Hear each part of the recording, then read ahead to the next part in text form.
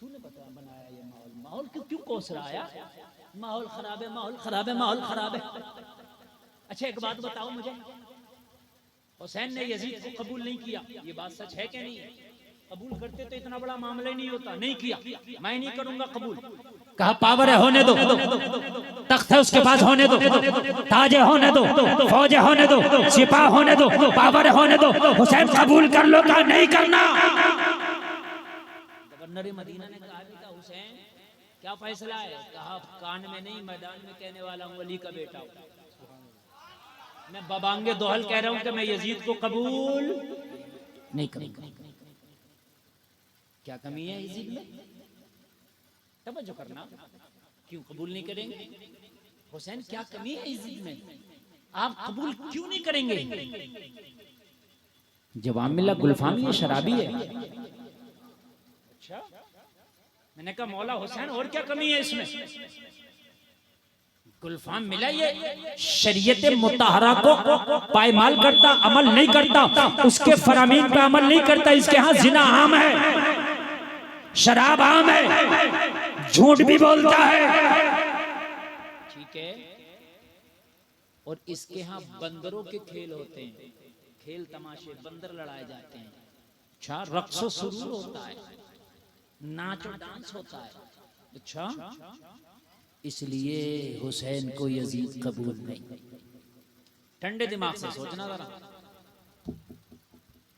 हम तो नारा लगा रहे हैं हम हुसैनी हैं, लेकिन यजीद तो एक ही तरह की शराब पीता होगा। उस जमाने में कहाँ बियर और कहाँ इंग्लिश और कहाँ ये देसी परदेसी रही होंगी। आज तो तरह तरह की शराब बोलो, मुसलमान पी रहा कि नहीं पी रहा, और फिर भी हुसैनी दावा, फिर भी हुसैनी, कई तरह की पी के भी दावा हुसैनी। यजीद नमाज पढ़ता ज्यादा था, छोड़ता कम था। यहाँ तो छोड़ता ज्यादा, पढ़ता कम है, फिर भी हुसैनी। सही बता रहे हैं। यजीद लड़कों के डांस देखता था, यहाँ लड़कियों का डांस देखता, फिर भी हुसैनी। बता यार, कभी एक बार अपने आप से तो पूछा कि यार हुसैन हमें कैसे कबूल करेगा? यार हमने भी तो काम वही किए ना जो यजीद ने कर रखे थे। जो उसके यहाँ होता था उससे बढ़ के तो हमारे यहाँ, फिर भी पक्के हुसैनी। एक बार तो यार अपने दिल पे हाथ रख के सोचो, जब मौला हुसैन को यजीद का शराब पीना पसंद आए, तो अगर हम शराब पिए तो हमारा कैसे पसंद आएगा?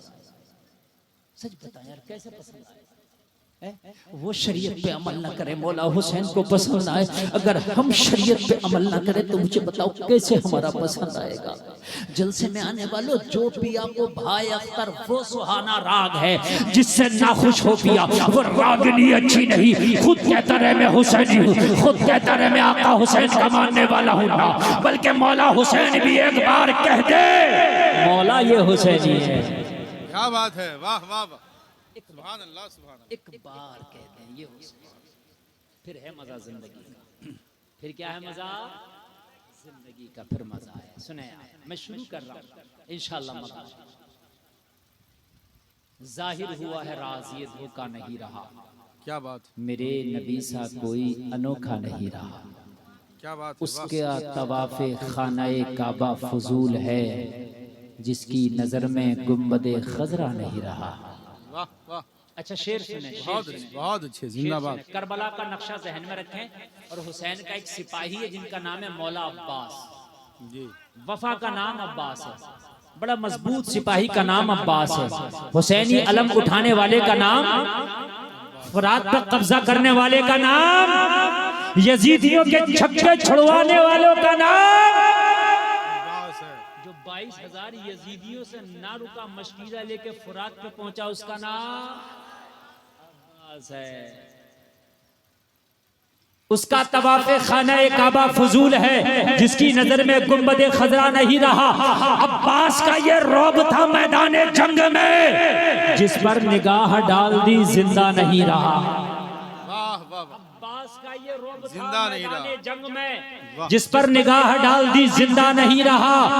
फाके बहुत हुए अबू तालिब के घर मगर, फाके बहुत हुए, फाके बहुत हुए अबू तालिब के घर मगर कोई अली के दौर में भूखा नहीं रहा। क्या बात है, वाह वाह, जिंदाबाद जिंदाबाद। के दौर में भूखा नहीं रहा, भूखा नहीं रहा। बहुत अच्छे। कोई अली के दौर में, आप लोग क्या बोलते हैं, कोई अली के दौर में भूखा नहीं रहा। और जोर से बोलते हैं, भूखा नहीं रहा। अल्लाह सलामत रखे। सुने यार, मौला हुसैन की तरबियत अली के घर में हुई है। और जलसे में आने वालों अब कान खोल करके सुन लो। अल्लाह ने अगर माल दिया है तो ज़कात भी देना, अल्लाह ने सांसें दी हैं तो नमाजें भी अदा करना। और जलसे में आने वाले कान खोल करके सुन ले, अगर अल्लाह ने तुझे जिंदगी दी है तो शरीयत रसूल पे अमल भी करना। जलसे में आने वाले कान खोल करके सुन। मस्जिद नबवी के मिंबर और मेहराब गवाह है, मेरे आका की तशरीफ आबुरी है, तमाम सहाबा तशरीफ फरमा है, मेरे आका सितारों में चांद की मानिंद तशरीफ फरमा है। एक शख्स आया, आके अर्ज करने लगा, या रसूलल्लाह कुर्बान जाऊं, मैं कलमा पढ़ना चाहता हूं। आका मैं कबीले बनु सलेम से ताल्लुक रखता हूं, लेकिन आका मैंने आपके बारे में सुना है, अब दिल आपको दे दिया है, या रसूलल्लाह कलमा पढ़ाएं और मुझे दाखिले इस्लाम कर ले। मेरे नबी ने फरमाया, तुझे कोई मौजज़ा नहीं देखना, तू कुछ निशानी नहीं देखना चाहता मेरे नबी होने की? कहा मैंने बहुत निशानियों के बारे में सुन रखा है, चांद के 2 टुकड़े आप ही ने तो किए हैं, अबू जहल की मुट्ठी में कंकड़ियों का कलमा आप ही ने तो पढ़वाया है, पत्थरों ने कलमे आप ही के तो पढ़े हैं, पत्थरों के ऊपर नक्शे आप ही के तो छपे हैं, बादलों ने साया आप ही का तो किया है। अब कुछ देखना नहीं है, पढ़ने आया हूँ, वाह वाह। आया हूँ पढ़ा दे। नबी ने कलमा पढ़ाया, कोई जोर तो नहीं, जबरदस्ती तो नहीं, या रसूल अल्लाह कोई जोर है ना जबरदस्ती, एक कलमा पढ़ा दिया। मस्जिद नबवी में बैठ के जिसने कलमा पढ़ा हो उसके ईमान का आलम क्या होगा। जलसे में आने वालों कलमा पढ़ लिया, कलमा पढ़ने के बाद मुस्तफ़ा की बारगाह में बैठा है। लेकिन ये नबी वो है जो हर तरह की जरूरत को समझते हैं और हर तरह की हाजत को पूरा भी करते हैं। दुनिया वाला जब देता है तो तबीयत के मुताबिक देता है, मगर आमीना का लाल देने पे आ जाए तो जरूरत के मुताबिक अदा कर देता है। जलसा में आने वालों, जैसे ही कलमा पढ़ के ये शख्स बैठा, मेरे करीम मुस्तफा ने सलमान फारसी से कहा, ओ सलमान फारसी ऐलान करो कि इसकी मदद की जाए। सलमान फारसी ने ऐलान किया, ये तुम्हारा भाई है, इसकी मदद करो। ये अपने कबीले को छोड़ के आ गया है, अपने माल को छोड़ के आ गया है, अपने घर बार को छोड़ के आ गया है, अपने खानदान को छोड़ के आ गया है, इसने सबको छोड़ दिया है। ये अब आके कलमा पढ़ लिया है, तुम्हारा भाई हो गया है। इन्नमल मुमिनूना इख्वा के तहत अब ये तुम्हारा भाई है, इसकी मदद करो। वो जलसे में आने वालों एक सहाबी खड़े हो गए, अर्ज करने लगे, या रसूल अल्लाह, मेरा ऊंट मस्जिद नबवी के बाहर बंधा पड़ा है, आका मैं अपने भाई को अपना ऊंट दे रहा हूँ, इसकी मदद कर रहा हूँ। इस सहाबी ने ऊंट दे के मदद कर दिया। वो जलसे में आने वालों फिर कहा, कोई और है जो इसकी मदद करना चाहता है? हुसैन के अब्बा उठ गए, मौला अली ने पगड़ी उतारी, अर्ज किया, रसूलल्लाह अली के पास ये पगड़ी है, अली पगड़ी दे के मदद करता है। हाय हाय, कोई अली के दौर में भूखा नहीं रहा। आपने मजा आएगा नहीं रहा, दे दी पगड़ी, पगड़ी दे दी और पगड़ी लेके वो बैठ गया। लेकिन नबी ने फरमाया, अभी इसकी एक जरूरत बाकी है, वो पूरी नहीं हुई। कहा क्या? नबी ने फरमाया, ये भूखा है, ऊंट से पेट नहीं भरा, पगड़ी से पेट नहीं भरा। सलमान जरा खड़ा हो जा और जल्दी से जा, तो मस्जिद नबवी से निकलना, जिसका दरवाजा तुझे पहले मिले वहां से खाना ले आ, इसे अपने भाई को खाना खिला दे। हुसैनियों, अगर कोई भूखा होना तो उसको खाना पहले खिलाने की कोशिश करना, यही हुसैन, खाना जरूर खिलाना। कहा सलमान फारसी सबसे पहले जिसका दरवाजा नजर आए उसकी चौखट से जाकर खाना ले आ, खाने का इंतजाम कर। सलमान फारसी ने हुक्म पाया, मस्जिद नबवी से निकले, सबसे पहले हजरत फातिमा की चौखट नजर आ गई। सलमान ने सोचा, इस घर से तो चंदा आ गया, मौला अली ने पगड़ी दी है कि नहीं दी है, अब खाना भी यहीं से ले लो। लेकिन नबी ने फरमाया, जो सबसे पहले मिले वहां से लाना। जी, चंदा अगरचे आ गया है, मदद अगरचे आ गई है, मदद अगरचे कर दी गई है, मगर नबी का फरमान तो यह है जो सबसे पहले मिले। पहले तो यही मिल गया। दरवाजे पे दस्तक लगाई, कहा कौन? कहा नबी का गुलाम सलमान फारसी आया है, एक मेहमान मुस्तफा की बारगाह में है। वो बीबी उस मेहमान के लिए खाने का सवाल कर रहा है सलमान फारसी। वो बीबी एक मेहमान का खाना इनायत कर दे। वो जलसे में आने वालों जरा गौर करो, आज इत्तेफाक से हजरत अली के घर में खुद फाका है, इत्तेफाक से आज खुद फाका है, खुद आज खाना नहीं खाया है। लेकिन ये चौखट अली की है, ये घर अली का है। क्या तरबियत अपने लाल को की है मेरे अली ने। फातिमा ने शहजादे को क्या तरबियत दी है। करबला में ऐसे ही नहीं इम्तिहान दिया जाता, बल्कि फातिमा की गोद में रह के पहले तरबियत की जाती है कि करबला का इम्तिहान ऐसे देना है। जलसे में आने वालों जरा गौर करो, कहा आज आज आज एक खुराक खाना दे दो। बीबी सलमान फारसी आया है, हुक्म मुस्तफा का है, एक खुराक खाने का। अंदर से खामोशी तारी है, कोई जवाब ना मिला। सलमान ने कहा बीबी अगर खाना नहीं तो कहीं अगली चौखट से जाकर ले आओ। मना कर दे, बस हुक्म रसूल था इसलिए आ गया। अंदर से आवाज आई, सलमान जाना नहीं, इस चौखट से पहले कौन कभी कोई खाली गया है जो आज तू खाली जाएगा? ना पहले कोई खाली गया है, ना आज सलमान तू खाली जाएगा। ना पहले कोई खाली गया है, ना आज तू खाली जाएगा। सलमान खड़ा है, सलमान खड़ा है। लोगों जरा गौर करो, मुस्तफा का कासिद खड़ा है, फातिमा की चौखट घर में फाका है।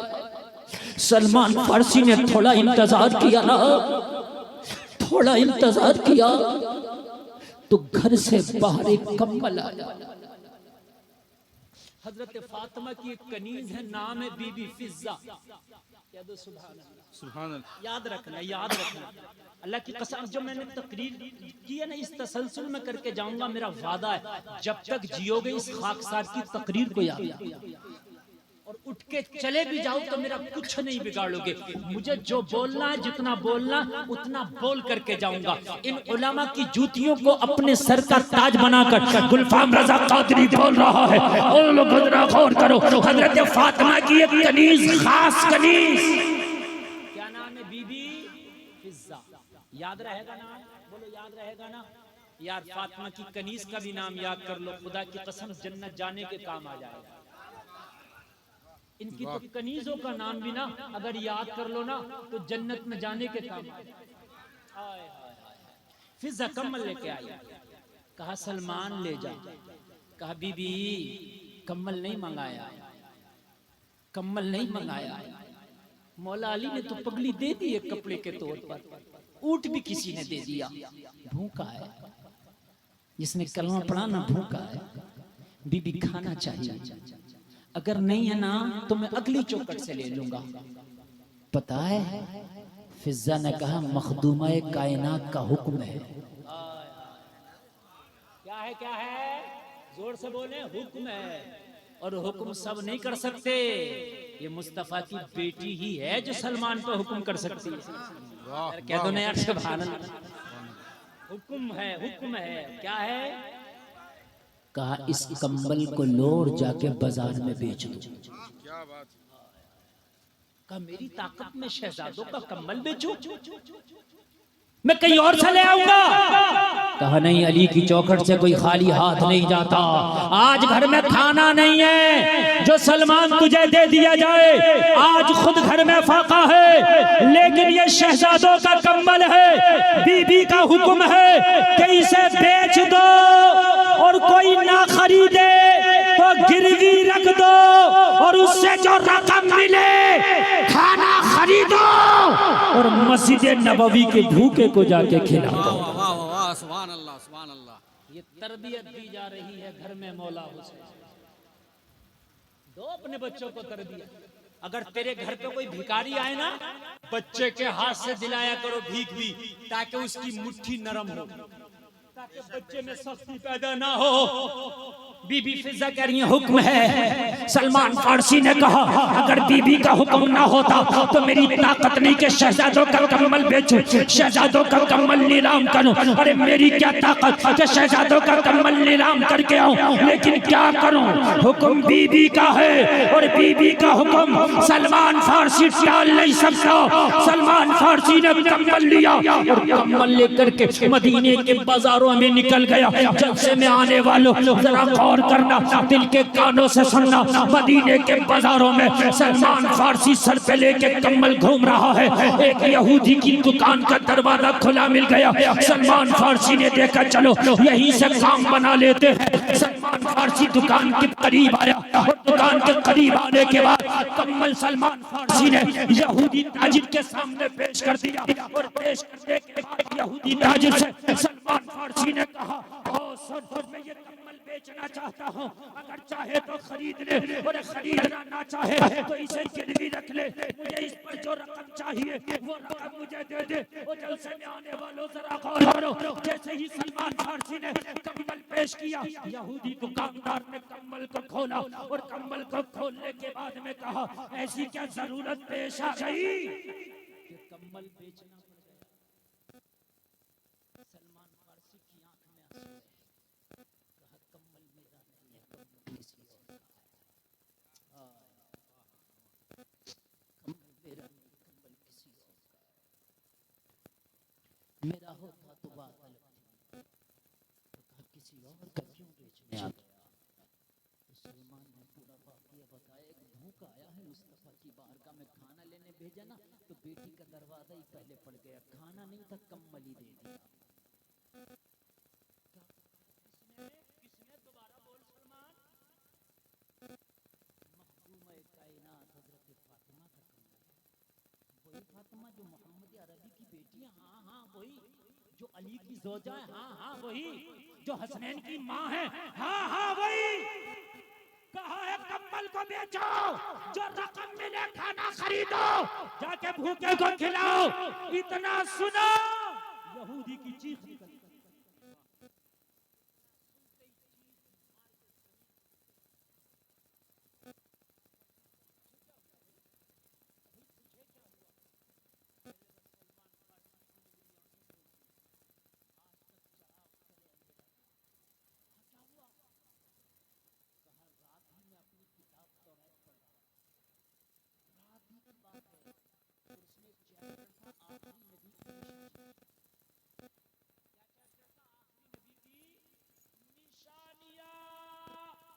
मुझे नहीं पता था कि मोहम्मद अरबी ही आखिरी नबी है, लेकिन आज ही समझ ने बता दिया कि आखिरी नबी अगर कोई है तो मोहम्मद अरबी ही है।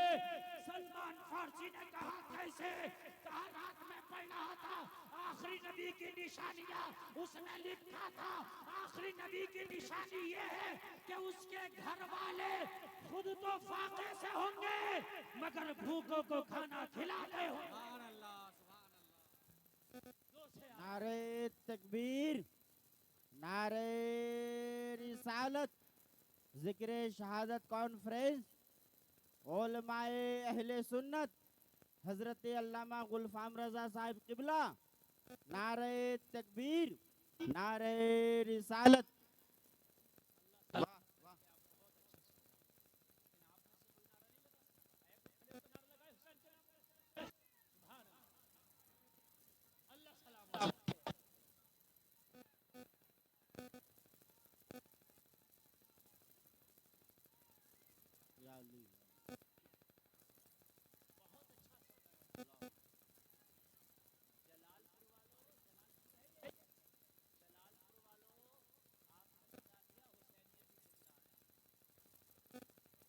माशाल्लाह, सुभान अल्लाह।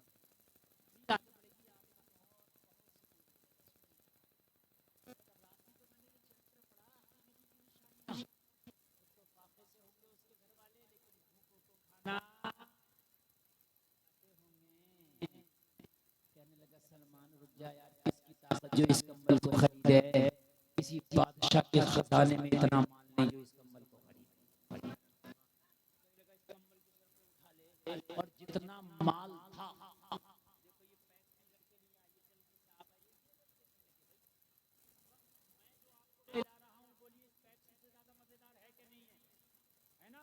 मैं जो पिला रहा हूँ मालूम है वो क्या है? ताइबा से मंगाई जाती है, सीनों में छिपाई जाती है, इश्क़े में प्यालों से नहीं नजरों से पिलाई जाती है।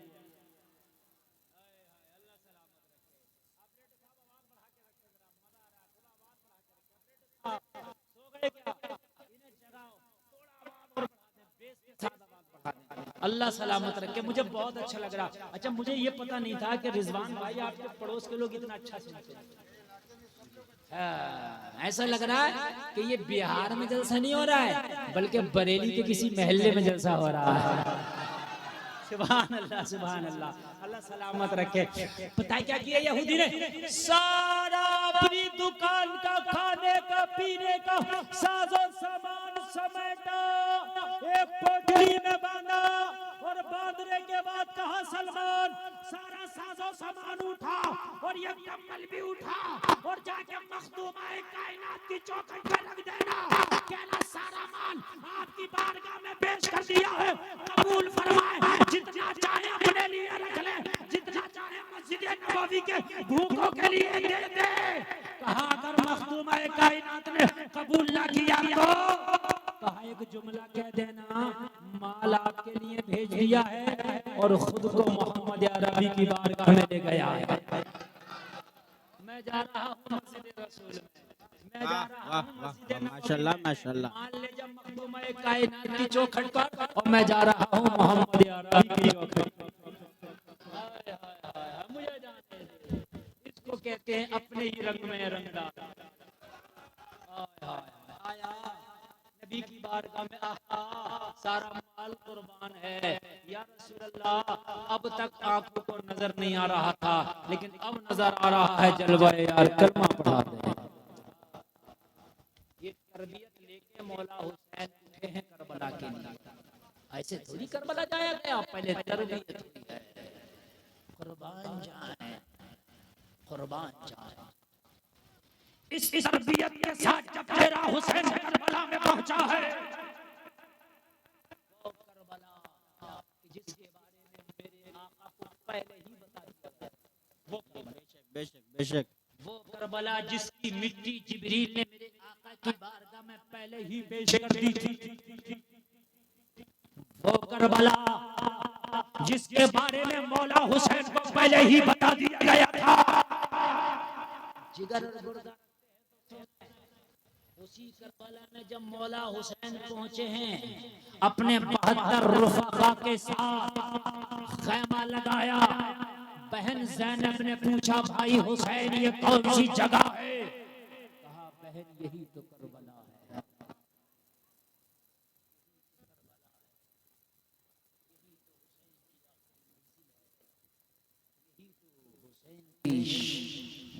इम्तिहान गाह है। जलसा में आने वालों मेरे आका चाहते तो दुआ करके हुसैन की शहादत को टलवा दे, लेकिन दुआ कभी नहीं की कि हुसैन शहीद ना हो। नबी ने हमेशा दुआ की तो ये दुआ की या अल्लाह मेरे हुसैन को इस्तकामत अता फरमा। बेशक बेशक ये वाह। कभी नहीं कहा कि शहादत अता ना फरमा, जी, ये कहा इस्तकामत अता फरमाना। बेशक बेशक। शहादत से बचाया नहीं गया।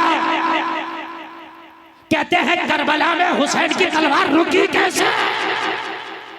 अल्लाह की कसम अगर मेरे नबी दुआ कर देते ना तो फिर हुसैन की तलवार को रोकने वाला कोई मैया का लाल पैदा ही नहीं हुआ था। मगर नबी को पहले ही पता था शहादत हो। मिट्टी दी थी उम्मे सलमा को, बीवी है नबी की। कहा था जब ये खून बन जाए तो समझ लेना मेरा हुसैन शहीद कर दिया गया। इसका मतलब है पता था शहीद होगा। जी बेशक बेशक।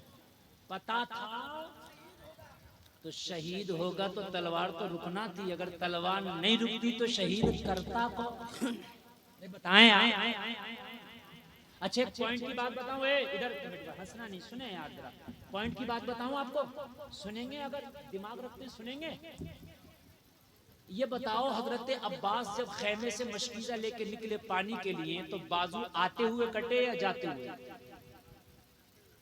पानी लाते, ये बात है कि नहीं है? अरे यही है कि नहीं है? अच्छा ये बताएं आप, जब जा रहे थे, जब जा रहे थे तब भी फौज वही थी, जब आ रहे थे तब भी फौज वही थी। सुने आप, सुने, बल्कि मैं एक बात कहूंगा आपके सामने उलमा की मौजूदगी में, जब जा रहे थे तो ज्यादा थे, जब आ रहे थे तो कम थे। अरे मौला अब्बास ने जाते हुए 10 को, 5 को, 20 को, 30 को, जितनों को काटा इतने कमी तो हुए। जाते हुए जितनों को भी मारा काटा इतने कमी तो हुए। बोलो है कि नहीं है? जाते हुए नहीं रोक पाए, आते हुए रोका क्यों?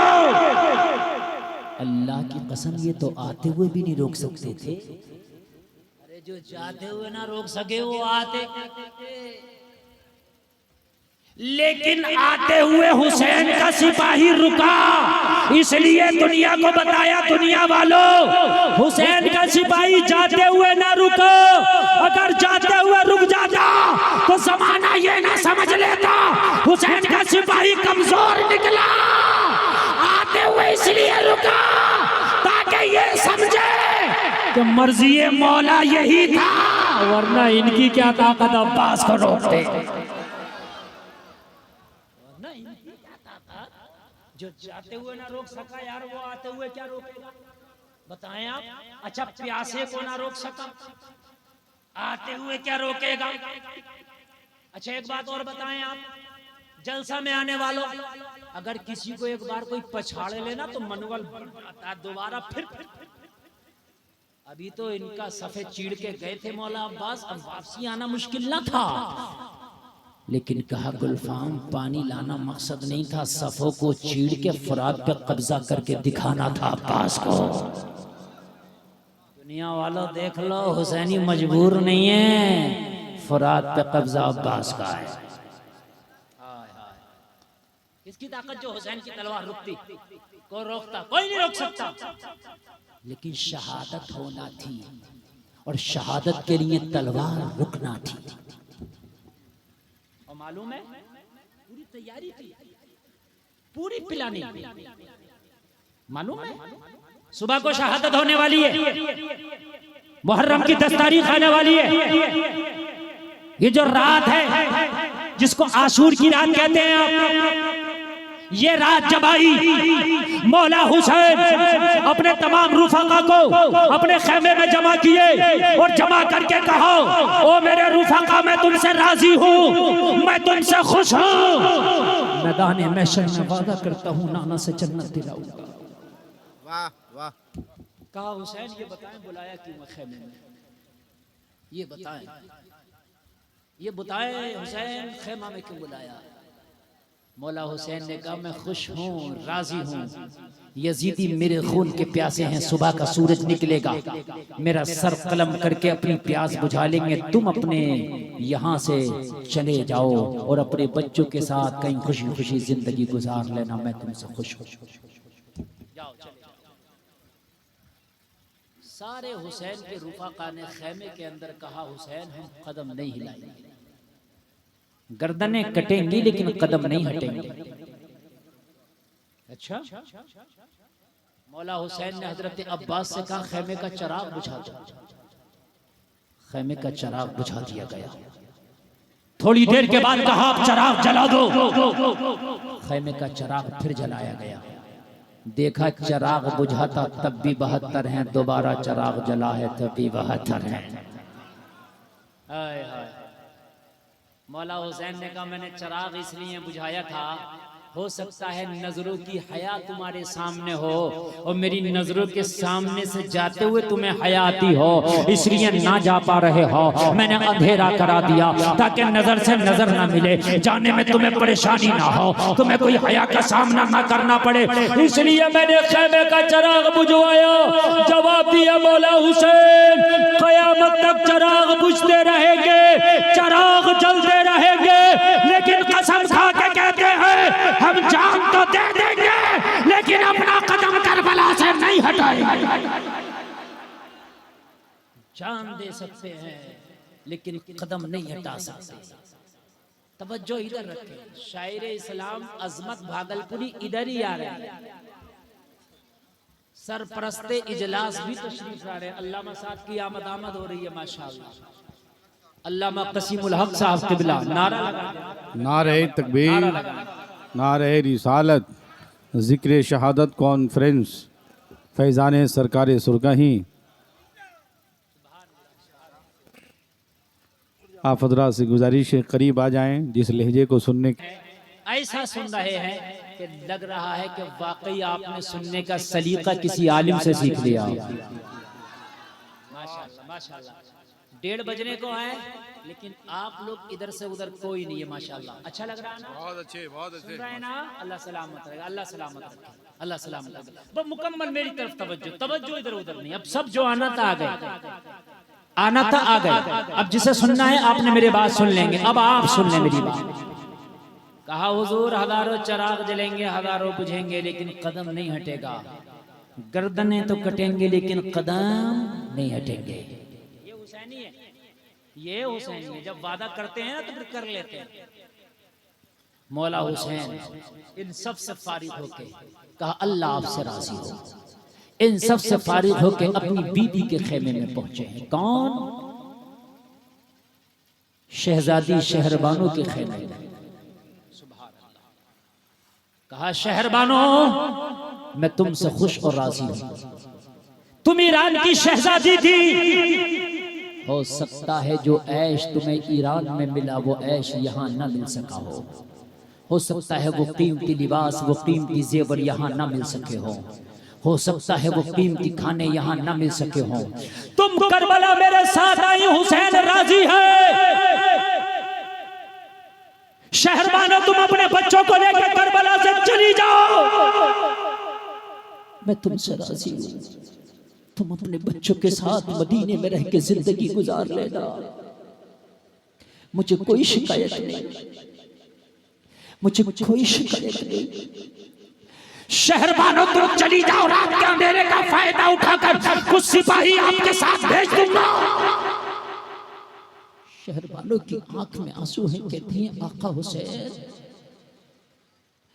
शहरबानो के लाल फातिमा के लाल से ज्यादा अफजल नहीं है। अगर करबला में गर्दनें कटेंगी तो पहले शहरबानो के लाल की गर्दनें कटेंगी, बाद में फातिमा के लाल की बारी आएगी। शहरबानो के लाल फातिमा के लाल की अजमत पे कुर्बान है। और बात करते हैं कीमती लिबास की, बात करते हैं कीमती जेवरात की, बात करते हैं अनवाओ अक़साम के खानों की, तो मौला हुसैन जब से मैंने आपके दामन करम में आई हूँ, मैं जब से आपके दामन से वाबस्ता हुई हूँ, तो जो इज्जतें मुझे मिली हैं वो इज्जतें कभी पहले ना मिल सकी। हाँ हाँ, मैं शहजादी ईरान जरूर थी, लेकिन जब ईरान में मेरी सवारी निकला करती थी, लोग कहते थे होशियार खबरदार, शहजादी ईरान की सवारी आ रही है। सारे लोग इस्तकबाल के लिए खड़े हो जाया करते थे। ये मेरी इज्जतें ईरान में थी, मगर जलसा में आने वालों शहजादी ईरान आज शहरबानो कह रही है मौला हुसैन जब से आपके निकाह में आई हूँ तो इज्जतों का आलम ये है, दुनिया तो दुनिया, जब मैदाने महशर होगा नफ्सी नफ्सी का आलम होगा, कोई किसी का साथ देने तैयार न होगा। जब शहरबानो अपनी कब्र से उठाई जाएगी तो निदा देने वाला निदा देगा। अहले महशर अपनी अपनी निगाह को झुका लो, फातिमा की बहू शहरबानो आ रही है।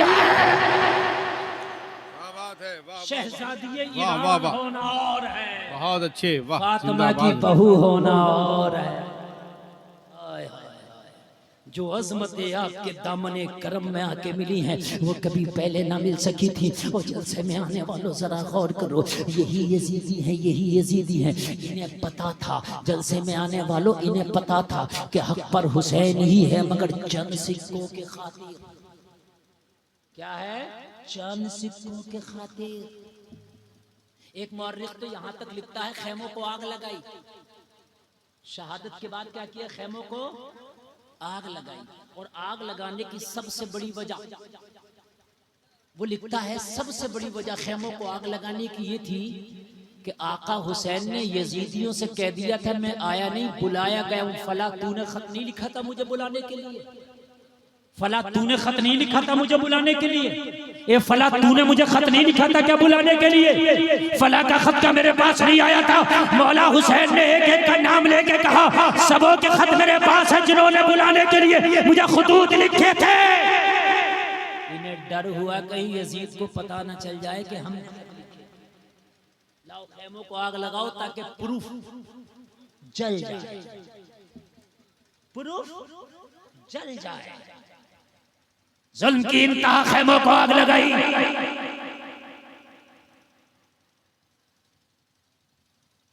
बचे हुए लोगों को बेड़ियों में कसा गया। हजरत सकीना को हाथ बांधे गए और जब करबला से दमिश्क की जानिब ले जाने लगे, सैयदा ज़ैनब की निगाहें कटे हुए लाशों पे पड़ी। ये लाशा मौला हुसैन का था। सैयदा ज़ैनब की जैसी नजर पड़ी ना, मदीने की तरफ रुक करके बोली भैया हुसैन आज क्या हो गया?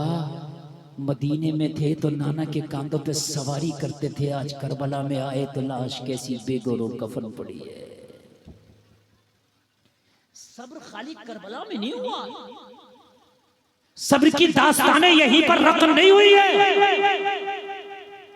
बल्कि ऊंटों की पीठों पे बांधा गया और जब दमिश्क के बाजारों में लाया गया, दमिश्क के बाजारों में लाके घुमाया गया,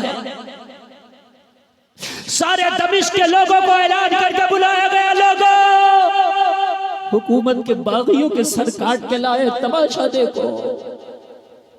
किसी को नहीं कहा कि नबी के नवासे का सर काट के लाया गया, किसी को नहीं कहा अली के बेटे का सर काट के लाया गया, बल्कि दमिश्क के बाजारों में ऐलान किया गया और दमिश्क के लोगों हुकूमत के बागियों के सर काट के लाए गए हैं। अगर देखना है तो देखो, दमिश्क के बाजार में सारे लोग जमा हो गए।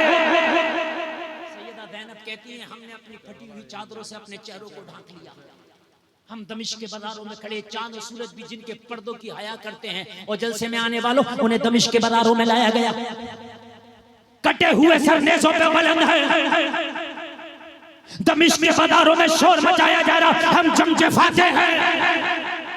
मगर इन्हें क्या पता था कि कयामत तक के लिए तुम जंग हार गए हो, फाते नहीं हो, तुम हार गए। सैयदा ज़ैनब कहती है हम खड़े हैं, बच्चों के हाथों में जंजीरें हैं, पैरों में बेड़ियां हैं, फाके से खड़े हैं। सैयदा ज़ैनब कहती है सारे दमिश्क के लोग तमाशाई बने हैं, कोई कुछ कहने को तैयार नहीं है, शोर मचाया जा रहा, नेज़ों पे कटे हुए सर बुलंद हैं। सैयदा ज़ैनब कहती है कोई पूछने वाला ना था, कोई मददगार ना था, कोई हमारे करीब आने वाला ना था, कोई ये कहने वाला ना था अरे बच्चों के हाथों से तो कम से कम जंजीरों को ढीला कर दो, इनके पैरों से तो बेड़ियों को खोल दो। कोई कहने वाला ना था अरे इन्हें तो पानी पिला दो, कोई कहने वाला ना था इन्हें तो चंद लुकमे खिला दो, अरे कोई कहने वाला ना था ये थके हैं इन्हें तो आराम से बिठा दो। हम ये देख रहे थे सारा दमिश्क का बाजार तमाशाई बना था। सैयदा ज़ैनब कहती है ऐसे आलम में मैंने देखा मजमे को चीरता हुआ एक छोटा सा बच्चा कपड़े का थैला हाथ में लेके मुझ तक बढ़ रहा था। मेरे करीब आके बोला बीबी इस थैले में कुछ खाने का सामान है, खुद खा लो और अपने भूखे बच्चों को खिला दो। सैयदा ज़ैनब कहती है छोटे बच्चे के हाथ में थैला मैंने देखा और खाने का सामान। जो होशियार थे बड़े थे उन्होंने पानी को नहीं पूछा, जो बड़े थे उन्होंने खाने को नहीं पूछा। एक बच्चा खाना ला रहा है, बच्चा भी वो है जो हमें जानता नहीं। सैयदा ज़ैनब ने कहा बेटा खाना ये बता तुझे दिया किसने? इन गद्दारों में कौन वफादार है? क्या कोई है जो हमें जानता है? कौन है जिसने ये खाना भेजा है? ये खाने का थैला यही छोड़ और पहले उसको लेके आए एक बार, उसके चेहरा तो करा दे वो है कौन जो गद्दारों में वफादारी निभा रहा है कौन जो इन गद्दारों में वफादारी निभा रहा है? इल्लल मवद्दत फिल कुर्बा का हक अदा कर रहा है। कौन? खाने का थैला यहीं रख दे बेटा, उस वफादार को ला बुला के। बच्चा सैयदा ज़ैनब कहती हैं फिर वापस गया, और वापस जाके जब उधर से आया कुछ देर के बाद, तो हाथ में एक बूढ़ी खातून का हाथ था। बुढ़ापे की वजह से जिनके बाल सफेद थे, कमर झुक गई थी। बुढ़ापे की वजह से जिसकी सांस फूल रही थी, सैयदा ज़ैनब के सामने लाके इस बच्चे ने बूढ़ी को खड़ा कर दिया। तकरीबन 80 साल की बूढ़ी खातून खड़ी है। सैयदा ज़ैनब ने बच्चे से कहा बेटा ये कौन है? कहा मैं भी नहीं जानता बीबी, ये है कौन? बस इतना जानता हूँ जब सारे लोग तमाशाई बने थे तो मैं भी तमाशा देखने आया हुआ था।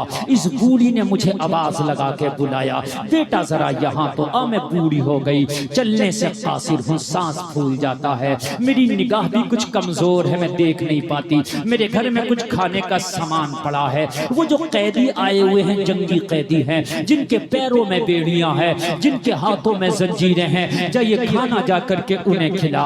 इस बूढ़ी ने मुझे ये खाने का सामान दिया था बीबी, मैं तो इस बूढ़ी के कहने से खाने का सामान लेकर के आया, मैं तो इस बूढ़ी को भी नहीं जानता। सैयदा ज़ैनब ने बूढ़ी की तरफ रुक करके कहा, वो बूढ़ी क्या तूने हमें पहचान लिया, हम कौन है? बूढ़ी ने सर के इशारे से मना किया, नफी के अंदाज में कहा बेटी मैं तुझे नहीं जानती कि तू कौन है।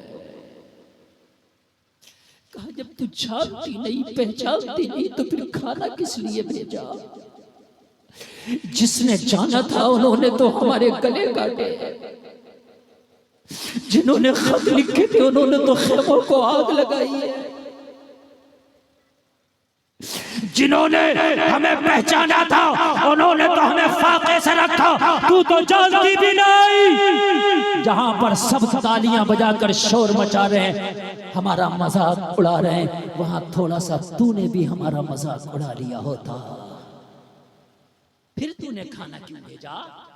तू तो पहचानती भी नहीं, और तुझसे तो हमें कोई शिकवा भी नहीं बूढ़ी खातून, तुझसे तो हमें कोई शिका और गिला भी नहीं, तूने खाना क्यों भेज दिया? बूढ़ी के जुमले सुनो के कलेजा मुंह को आ जाए। अगर वाकई कलेजा रखते हो तो सुनो, सुनो। सब्र करबला की हद तक नहीं है, सब्र तो करबला वालों के साथ हमेशा रहा है। बूढ़ी ने कहा मैंने पहचाना नहीं, खाना भेजने की वजह कुछ और है। कहा क्या वजह है? वो वजह भी बयान करा। आज खाना किस वजह से भेजा? तो ये 80 साला बूढ़ी बोली बेटी जब शोर मचा के जंगी कैदी लाए गए हैं, जंगी कैदी लाए गए हैं, मैंने पूछा किसी से कौन आया है? कहा करबला में जो जंगी कैदी बनाए गए वो कैदी आए हैं। जब मैंने लफ्ज़ कैदी सुना तो मुझे अपनी मखदूमा की वसीयत याद आ गई। कहा कौन सी वसीयत? ये 80 साल की बूढ़ी बोली मेरी मखदूमा ने मुझे एक वसीयत की थी कि जिंदगी में कभी भी किसी कैदी को देखो तो उसे खाना जरूर खिला देना। पता नहीं वो कब से भूखा है, पता नहीं वो कब से प्यासा है। बेटी जब मैंने लफ्ज़ कैदी सुना ना तो मुझे मखदूमा की वसीयत याद आई। मैंने घर में तलाश किया कुछ तो होगा, जितने बचे हुए टुकड़े पड़े थे मैंने सब जमा कर लिए। मेरे घर में जो मुख्तसर सा खाने का सामान था सब मैंने थैले में जमा करके इस बच्चे के हाथ तेरे पास भेज दिया। बस मेरा रिश्ता इतना था कि तलब से कैदी सुन के भेजा है। सैयदा ज़ैनब फातिमा की शहजादी हुसैन की बहन बोल उठी, ओ बीबी ये तो बता तेरी मखदूमा का नाम क्या है जिसकी वसीयत इतनी प्यारी है? वो तेरी मखदूमा कितनी प्यारी होगी, मुझे उसका जाते जाते नाम तो बताती चली जा। अगर कलेजा रखते हो तो हुसैनियों सुनो। 80 साल की बूढ़ी ने कहा बेटी मेरी मखदूमा को फातिमा बिनते रसूल कहते हैं। कितना नाजुक मोड़ है यार, कितना नाजुक मोड़ है। शायद तारीख में इससे नाजुक मोड़ भी कोई आया हो। कौन? फातिमा, ज़ैनब की माँ फातिमा। सैयदा ज़ैनब ने कहा, बूढ़ी माई, अगर फातिमा तेरी मखदूमा है तो फिर तेरा नाम क्या है? कहने लगी, बेटी मुझे फिज़्ज़ा कहते हैं। हजरत फातिमा की खास कनीज बीबी फिज़्ज़ा। आप कहोगे हजरत फिर पहचाना क्यों नहीं सैयदा ज़ैनब ने और ज़ैनब को फिज़्ज़ा ने? यार बिछड़े हुए एक जमाना हो गया था। हजरत फातिमा के विसाल के बाद बीबी फिज़्ज़ा दमिश्क आ गई। समझ रहे हैं? और इनकी पैदाइश हबशा की। अल्लाह अल्लाह। हजरत ज़ैनब ने पहचान लिया, ये तो वही है जिसके हाथों में मेरा बचपना गुजरा है। ये तो वही है जिसने हुसैन को झूला झुलाया है। ये तो वही है जिसने हसन को उंगलियां पकड़ के हजरत फातिमा के आंगन में घुमाया है। ये तो वही है जिसने हमें लुक़मे खिलाए। जमाना गुजरा, खद्दो खाल बदल गए, लोगों एक जमाना गुजर गया, एक दूसरे को पहचान न सके, लेकिन हजरत ज़ैनब ने पहचान लिया, ये तो वही है जिसके हाथों में हमारा बचपना गुजरा है। जबान पे आ गया बता दूं कि मैं कौन हूं, आ गया जबान पे बता दूं, लेकिन अली की बेटी साबिर की बेटी साबरा रह गई। इसने शहजादी बना के मदीने में रखा था। आज कैदी बना दमिश्क में देखेगी तो बहुत तकलीफ में पड़ जाएगी, बहुत तकलीफ में पड़ जाएगी। हजरत ज़ैनब चुप कर गई, बताया नहीं बताऊंगी। अगर अपने बारे में बताया तो फिज़्ज़ा बहुत तकलीफ में पड़ जाएगी, फिज़्ज़ा परेशान हो जाएगी। इसलिए कि फिज़्ज़ा ने मुझे शहजादी की तरह रखा था, भैया हुसैन को शहजादों की तरह रखा था।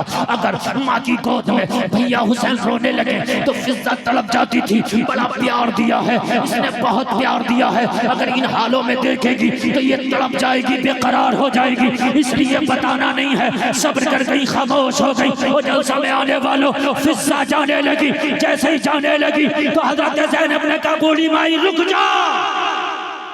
हमारे घर की एक परंपरा है, हमारे घर की एक, इस नौजवान को उठ जा बेटा उठ जा, हमारे घर की एक परंपरा है। फिज़्ज़ा बोली, बेटी क्या? का हमारी चौखट पे जो भी आता ना उसे खाली हाथ नहीं भेजते, कुछ दे के भेजते। तूने काम तो ऐसा किया है, दिल चाहता इतना इनाम दे के तेरा दामन भर दे, लेकिन जालिमों ने कुछ छोड़ा नहीं है। खेमों को आग लगा दी, बच्चियों के कानों में जो बालियां थी ना वो भी नोची। कुछ नहीं है, सब छीन लिया, खेमों को आग लगा दी। लेकिन बूढ़ी माई हाँ जबानों में आज भी इतनी ताकत रखते हैं, अगर कोई तमन्ना हो तो बता दे, दुआ कर देंगे, अल्लाह मरने से पहले तेरी तमन्ना पूरी कर देगा।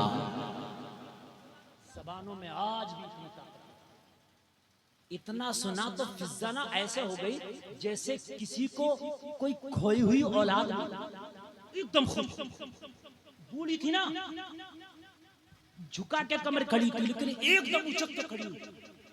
वाकई तेरी दुआ कबूल होती है? कहा मेरी नहीं, अगर कोई हमारा नाम लेके दुआएं करे तो उसकी दुआ भी कबूल होती है। हमारी तो छोड़ ही दे और दुआ तो छोड़ ही दे। जब तक नमाजें कबूल नहीं होती, जब तक नमाजों में हमारा नाम नहीं लिया जाए। यार जरा क्या सुभान अल्लाह, अल्लाहुम्मा सल्ली अला मुहम्मद व अला आले मुहम्मद, यही तो है आले मोहम्मद, और कौन है? मेरी दुआ तो छोड़ दे, अगर हमारा नाम लेके कोई दुआ करे उसकी भी कबूल होती है। बस सुने, बस मेरे पास ज्यादा टाइम नहीं है, मेरी तकरीर 1 घंटा 10 मिनट हो गई और 5 मिनट 6 मिनट और बोल लेना, उसके बाद मैंने खत्म कर देना। शायर मुल्क हिंदुस्तान को आपने सुना, ठीक है ना? मैं यकीनन उतनी देर बोलता हूँ जितनी देर बहुत मोहब्बत से, और वाकई आपने सुनने का हक अदा किया। अल्लाह आपको सलामत रखे, बहुत अच्छे। अल्लाह सलामत रखे। कहा वाकई तेरी दुआ कबूल होती है? फिजा ने कहा, हजरत ज़ैनब ने मुस्बत अंदाज में कहा हाँ हाँ कबूल होती है। कह दो तेरी दुआ है क्या, तमन्ना है क्या, बताना, दुआ कर जाएंगे। वादा करते हैं अल्लाह तेरे मरने से पहले तेरी तमन्ना पूरी कर देगा। बता तो कहने लगी बेटी एक ख्वाहिश है, एक तमन्ना है, एक आरज़ू है, कर दे दुआ कि अल्लाह मरने से पहले मेरी ख्वाहिश पूरी कर दे। कहा बता फिर तेरी तमन्ना का नाम क्या है, बता फिर तेरी ख्वाहिश का नाम क्या है, बता फिर तेरी आरज़ू का नाम क्या है। 80 साल की बूढ़ी फिजा ने कहा बेटी जब मैंने मखदूमा के विसाल के बाद मदीना छोड़ा था तो मखदूमा के 2 शहजादे हसन और हुसैन, एक शहजादी हजरत ज़ैनब थी। जब से मदीना छोड़ा है इनसे मुलाकात ना हो सकी है। दुआ कर दे कि मरने से पहले एक बार इनसे मुलाकात हो जाए। कैसा नाजुक मोड़ हो गया, कैसा नाजुक मोड़ होगा। बुढ़ापा है, मौत का कुछ पता नहीं, सफर करने के काबिल ना रह गया मेरा जिस्म। मदीना बड़ी दूर है, पता नहीं जाना नसीब हो या ना हो। बेटी दुआ कर दे मरने से पहले एक बार हुसैन को देखो, एक बार ज़ैनब को देखो, एक बार। जिन शहजादों को मैंने अपने हाथों से खाने खिलाए थे एक बार मुलाकात करने का मन है बस। उसके बाद मौत भी आए तो मुझे जिंदगी से शिकायत नहीं। इतना कह के भी जबान इसकी खामोशी हुई थी। सैयदा ज़ैनब ने कहा समझ ले तेरी दुआ कबूल हो गई, समझ ले अल्लाह ने तेरी दुआ कबूल कर ली। कहा बेटी कैसे है? कहा नजर उठा के दे, ये जो कटा हुआ सरनेजे पे बुलंद है कोई और नहीं तेरा हुसैन है।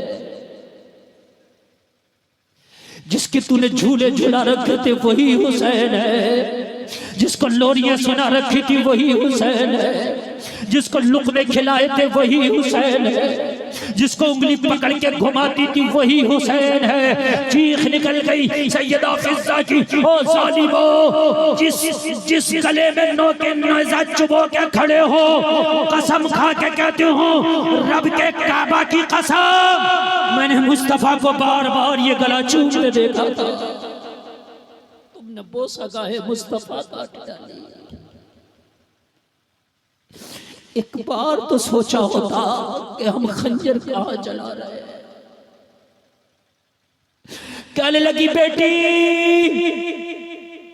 मेरी ज़ैनब कहाँ है? कहा अगर ज़ैनब से मिलना है तो फिर चेहरा इधर कर। ये जो बेड़ियों में कैद खड़ी है ये कोई और नहीं तेरी ज़ैनब खड़ी है, असीर बना लिया। नाना की उम्मतियों ने आज असीर बना के छोड़ा है। कहने लगी अगर आज बुढ़ापे के अलावा मेरे पास हुकूमत होती तो फिदिया करके रिहाई का परवाना ले लेती। हाय जालिम, चंद सिक्कों के खातिर, चंद सिक्कों के खातिर तुमने कितनी बड़ी दुश्मनी मोल ले ली। अरे जिन्हें कैदी बना के लाए हो, इन्होंने दुनिया को कैद से रिहाई अता की है। कहने लगी ज़ैनब मेरे पास बुढ़ापे के अलावा कुछ नहीं। आखिरी जुमले सुनो बस। ज़ैनब बुढ़ापे के अलावा मेरे पास कुछ नहीं, सिर्फ बुढ़ापा। लेकिन ये बुढ़ापा भी आज फिजा ज़ैनब तेरे कदमों पे कुर्बान करती है। बस महशर में माँ फातिमा से कह देना माँ फिजा ये बुढ़ापा मेरे कदमों पे कुर्बान करके आई है। मैं चलूंगी यजीद के दरबार में, साथ रहूंगी फिजा, साथ रहेगी फिजा। मैं देखूंगी इसके जुल्म पर बड़ियत को, मैं देखूंगी इसकी गुंडागर्दी को, मैं देखूंगी इसकी दहशतगर्दी को। वो लोगों जब दमिश्क के बाजारों से गुजर के ये काफिला यजीद के दरबार में पहुंचा और यजीद ने एक जुमला बोला, कैदियों को मेरे दरबार में पेश करो। तो फिजा आगे थी, फिजा को जलाल आ गया और जलाल में आंखों में आंखें डाल के फिजा ने कहा यजीद होश की दवा कर, जिन्हें तू कैदी कहता है, रब की कसम ये कैदी नहीं दुनिया और आखिरत के मालिक है, जन्नत के मालिक है जिन्हें तू कैदी कहता है। ये कैदी नहीं है, ये दुनिया और जन्नत के मालिक है। किन्हें तू कैदी कह रहा है? होश की दवा। बस आखिर इतना कहना था ना, यजीद बौखला गया, कहने लगा इस बूढ़ी की ये ताकत के मेरे दरबार में बुलंद आवाज में बात करे, इसका सर कलम कर दिया जाए। जैसे ही यजीद ने सर कलम करने का हुक्म दिया ना, तो हबशा की पैदाइश है, मैंने पहले कहा था पैदाइश कहाँ की है, और हबशा के बहुत से फौजी थे जो यजीद के दरबार में खड़े थे, यजीद की फौज में थे, लेकिन उन्हें पता था ये बूढ़ी हबशा की बेटी। जलाल में आ गया, मुल्क की गैरत जाग गई, तलवारें मयान से बाहर निकाली और यजीद की आंख में आंख डाल के बगावत भरे लहजे में बोले, यजीद नौकरी तेरी करते हैं, तनख्वाह फौज में तुझसे लेते हैं, लेकिन मुल्क की गैरत को बेच के नहीं खाया। ये बूढ़ी हबशा की बेटी है, किसकी ताकत जो हबशा की बेटी की तरफ आंख उठा कर।